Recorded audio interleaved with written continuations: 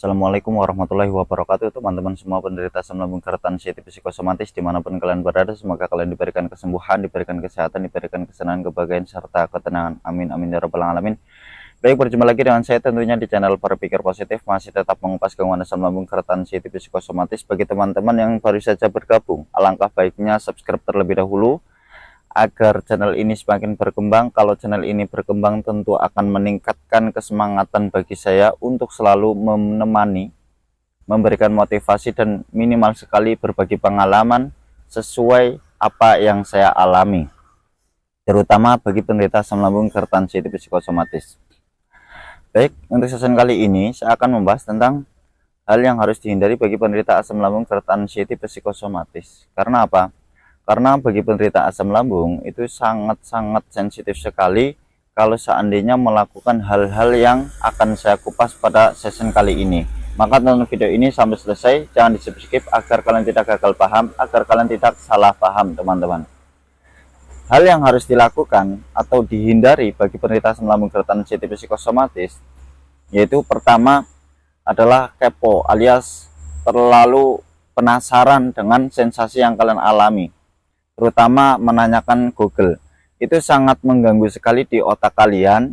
Juga nanti ketika muncul sesuatu yang tidak diinginkan, jawaban yang tidak diinginkan, tidak sesuai seperti yang kalian inginkan, yaitu tidak mau memiliki penyakit kronis, lah yang ada kalian itu cemas, yang ada itu kalian tremor, yang ada kalian itu jantung berdebar-debar, yang pada intinya kalian kambuh asam lambungnya, juga kalian akan selalu terngiang-ngiang akan jawaban tersebut. Maka alangkah baiknya hindari terlebih dahulu, hindari hal-hal yang membuat kalian itu overthinking ya. Yang kedua yaitu kalian harus menghindari orang-orang toksik, teman-teman. Karena apa? Karena orang-orang toksik itu sangat-sangat membuat kalian itu emosi. Nah, ketika kalian emosi alias tidak mengendalikan amarah kalian, yang ada itu gemetar badannya, terus seketika lemes. Itu sesuai pengalaman saya.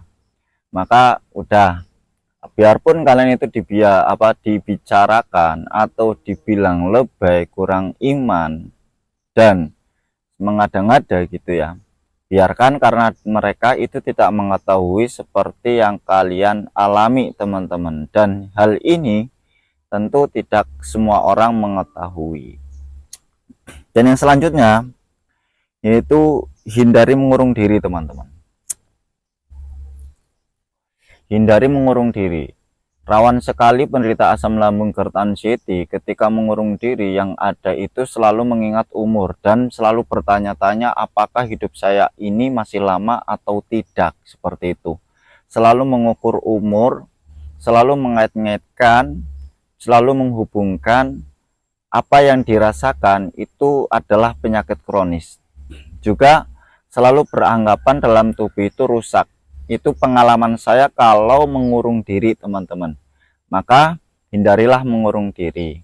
Biar kalian nggak fokus terhadap hal-hal yang negatif, alangkah baiknya kalian itu sering-seringlah melakukan sesuatu yang menyenangkan, teman-teman. Sering-seringlah melakukan hal yang membuat kalian itu lupa terhadap pikiran-pikiran yang negatif itu, yang tidak berguna dan tidak berfaedah itu. Terus yang selanjutnya, hindari makan berlebih, karena asam lambung itu tidak baik kalau makan berlebihan, teman-teman. Juga yang paling utama yaitu makan sesuai kebutuhan tubuh. Lah, bagaimana cara membedakan mana yang menjadi kebutuhan tubuh dan mana yang bukan? Ya, setelah makan kalian itu dirasa kok nyaman, berarti itu adalah makanan yang sesuai kebutuhan kalian. Kalau seandainya makanan itu setelah kalian makan kok tidak nyaman, berarti itu bukan sesuai kebutuhan tubuh kalian. Maka itu hindari. Pokoknya kalau makan itu harus diusahakan dalam keadaan rileks. Kebanyakan penderitaan CT sebelum makan itu selalu mengira-ngira, juga selalu berpikir bahwa makanan-makanan yang akan dimakan itu akan mengakibatkan reflux alias asam lambungnya naik gitu. Padahal adanya reflux atau asam lambung naik sesuai pengalaman saya itu selalu beranggapan kalau makan ini reflux, kalau makan ini asam lambungnya naik, kalau makan ini akhirnya kebanyakan milah-milah. Jadinya ragu. Terus kalau ragu mendatangkan kecemasan, kepanikan. Yang ada reflux, gemetar, berkunang-kunang, jantung berdebar-debar, nafas berat, sempoyongan, piar-piaran, les-lesan. Nah itu. Maka paling utama yaitu rilekkan. Jangan pernah berpikir ngacau. Kalau seandainya kalian mau makan, makan aja, yang penting itu tenang. Dalam penelitian ahli stoikisme atau stoikisme, orang-orang terdahulu stoik, kalangan stoik teman-teman, makan yang tenang itu akan membuat kalian itu bahagia. Makan yang rileks itu akan membuat kalian itu senang, tenang. Makan yang tidak dalam keadaan tergesa-gesa, tidak dalam keadaan takut, itu akan membuat kesemangatan kalian meningkat. Jadi kenapa penderita asam lambung GERD tipe psikosomatis setelah makan bukannya kok tambah semangat, bukannya tambah bergairah, bukannya tambah senang, kok malah sebaliknya, intinya gitu. Itu karena masih sering kedatangan ketakutan. Dan ketakutan itu padahal ya hanya pola pikir saja, alias tidak nyata. Juga orang-orang yang menderita asam lambung GERD tipe psikosomatis itu selalu berpikirnya itu jauh banget, alias hal yang tidak terjadi, alias yang belum terjadi itu sudah terpikir seakan-akan hal itu akan benar-benar terjadi, dan itu serasa kayak nyata gitu kan. Saya pernah ngalami itu karena anxiety-nya yang begitu pekat, begitu kuat teman-teman. Anxiety-nya yang begitu kuat akhirnya mempengaruhi ke amigdala kalian, dan skenario yang kalian bikin itu seakan-akan benar-benar akan terjadi. Itu sebenarnya hanya seakan-akan teman-teman. Kalau seandainya kita flashback, sering mengalami kayak mau jatuh, kayak mau pingsan, kayak mau roboh, nyatanya tidak roboh, nyatanya tidak jatuh, nyatanya tidak pingsan, dan bahkan tidak aman gitu. Itulah penderitaan anxiety. Maka relax, tenang. Kembali ke tadi, yaitu ketika makan relax. Setiap kunyahan atau setiap kalian itu memakan sesuap nasi, kalian nikmati setiap kunyahannya teman-teman. Itu. Dan paling utama, pengalaman saya karena saya sembuh tanpa obat teman-teman. Walaupun dulu awalnya sering sekali periksa minum obat juga. Dan realitanya alhamdulillah saya ikhtiar sembuhnya itu tanpa obat, tanpa herbal. Yang paling utama itu minum air hangat. Sangat membantu sekali agar gas yang ada di asam lambung itu cepat keluar. Itu paling utama. Dan itu sangat-sangat membantu. Itu sesuai pengalaman saya. Ya pada intinya banyakin minum air hangat. Minimal itu 8 gelas. Lah, kembali ke tema tadi, yang harus dihindari, yaitu kalian jangan memanjakan diri. Ya tahu, sensasinya itu begitu nyata. Ketakutannya juga begitu nyata. Sempoyongannya juga begitu nyata. Kayak mau pingsan, kayak mau roboh, kayak mau jatuh, kayak mau itu serasa begitu nyata. Tapi itu ada hubungannya dengan psikolog teman-teman.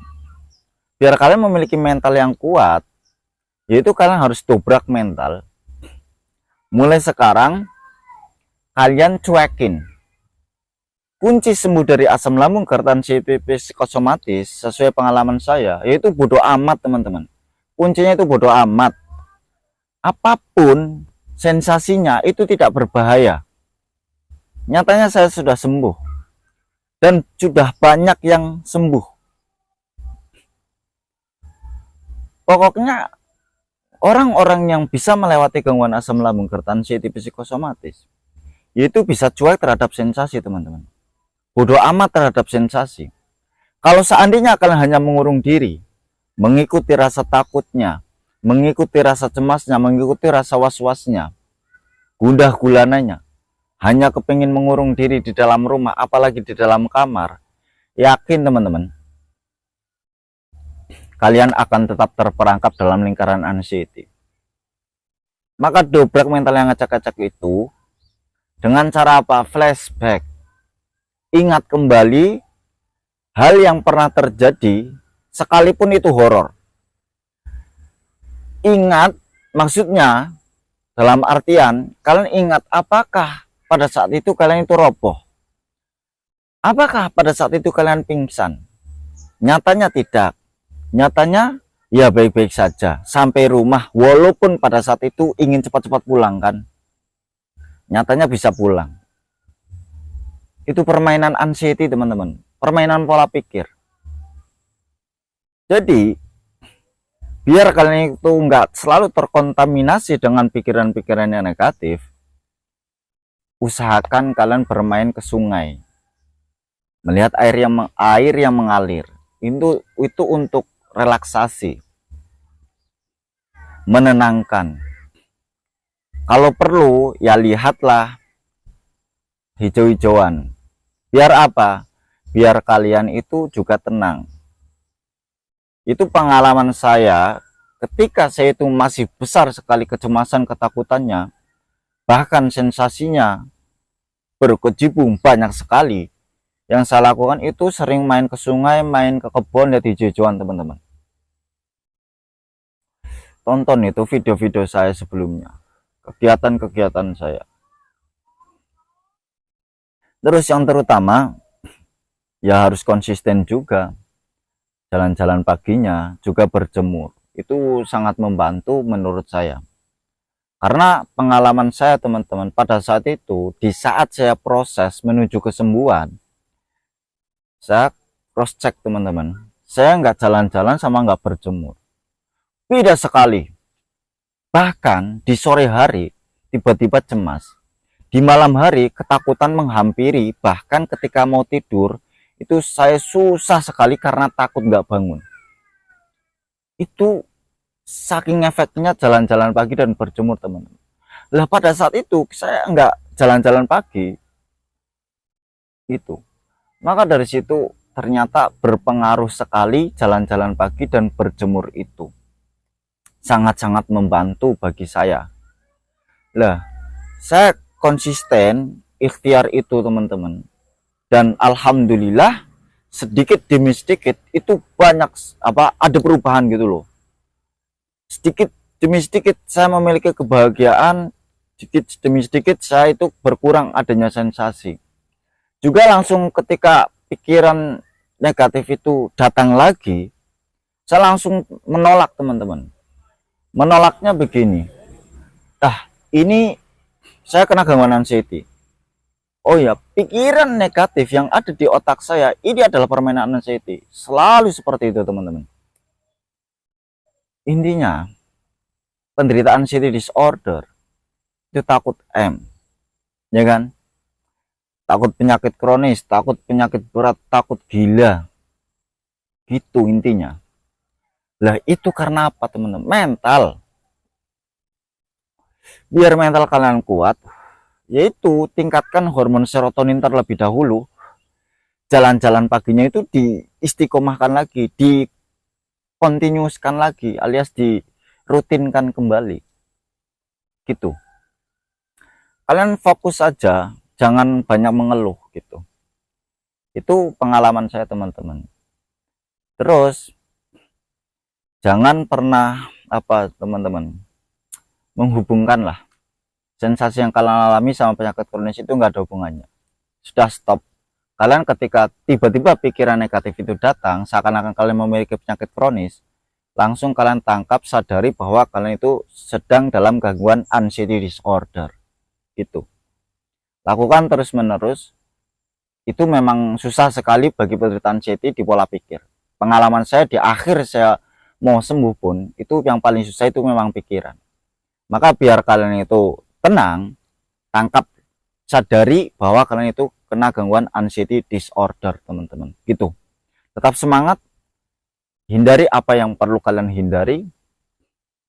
Terus jangan pernah ingin tahu dengan sensasi yang kalian alami dengan yang lainnya, dalam artian menyamakan. Itu sangat-sangat mengganggu, dan itu nanti kalian nggak akan ada perubahan kalau pengennya menyocok-nyocokkan dengan yang lainnya.